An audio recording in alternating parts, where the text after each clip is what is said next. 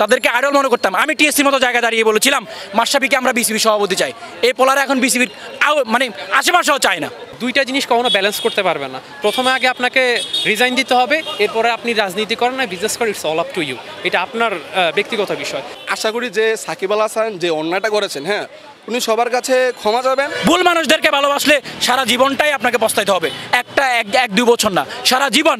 আপনি একটা পোস্ট শিক্ষার্থীদের জন্য না দেন, আপনি আপনার ফ্যানদের জন্য দেন নাই। আপনার ফ্যানরা গুলি খেয়ে মরছে, আপনার ফ্যানরা আহত হয়েছে, গুলি তাদের বুকে ছিল।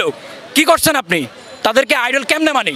রাজনীতির জড়িয়ে সাকিব মাশরাফির মতন আমাদের লিডারগুলো এভাবে জড়ে যাক, আমরা সেটা চাই না। অবসরের আগে রাজনীতি নয়, আপনি আগে অবসর নিতে হবে, তারপর হচ্ছে আপনি রাজনীতিতে আপনি যান।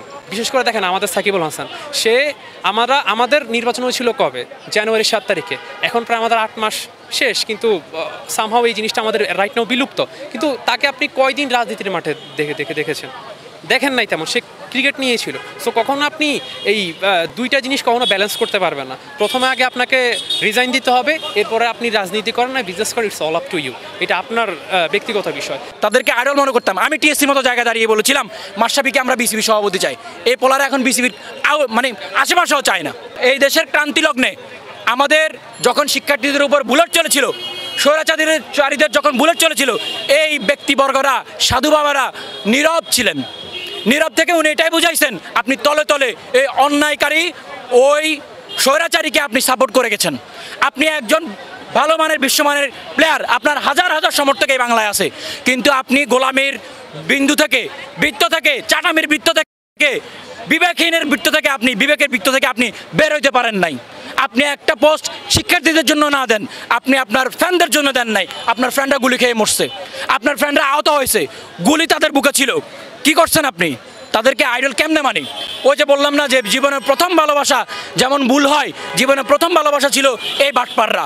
এই বাটপারদেরকে ভালোবেসে আজকেও আমরা পস্তাচ্ছি। আবার ভুল মানুষদেরকে ভালোবাসলে সারা জীবনটাই আপনাকে পস্তাইতে হবে।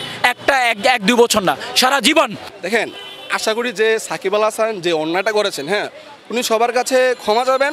তবে আমার দিক থেকে আমি সাকিব ভাইকে সেই ছোট থেকে ভালোবাসি। হ্যাঁ, আমি যখন 12 সাল থেকে ক্রিকেট দেখি তখন দেখতাম যে বাংলাদেশের মধ্যে সেরা একজন খেলোয়াড় সাকিব আল হাসান, বিশ্বের মধ্যে তিনি সেরা খেলোয়াড়। হ্যাঁ, এখন সাকিব আল হাসান আশা করি সামনের যেই ম্যাচগুলো আছে উনি খেলবেন।